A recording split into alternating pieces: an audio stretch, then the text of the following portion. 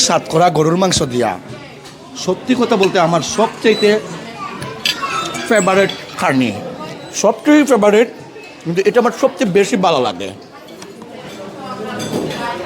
এটা আপনার গোলফুই Tenga, wow, মানে এগুলো সব খানির বাদে মাছ দিয়া, মাছের মাথা অকল দিয়া গোলফুই টেঙ্গা, সব খানির বাদে আমরা কিতা করি একটু ডাইজেস্টর লাগিয়া দেশি জলপাই দিয়া মাছের মাথা দিয়া টেঙ্গা, মানে খাট্টা কাটটা যে এটা এগুলি হলো আপনার চিকেন একটা curry, chicken curry, chicken curry, chicken বোনা।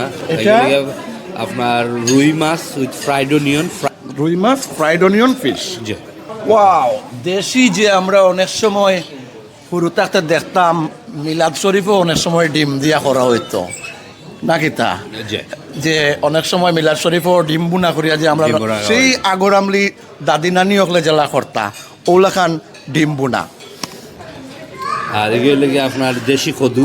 বাহ বাহ বাহ, কি সুন্দর চাকি চাকি করে তারা এখানে পিস করছেন। একটু আমি খাওয়া লাগে দেশি লাউ, স্বাদের লাউ বা নাইলাই মরে বইরা আগে লাউর আগা খাইলাম, ডগা খাইলাম, লাউ যে বানাইলাম ডুগডুগি।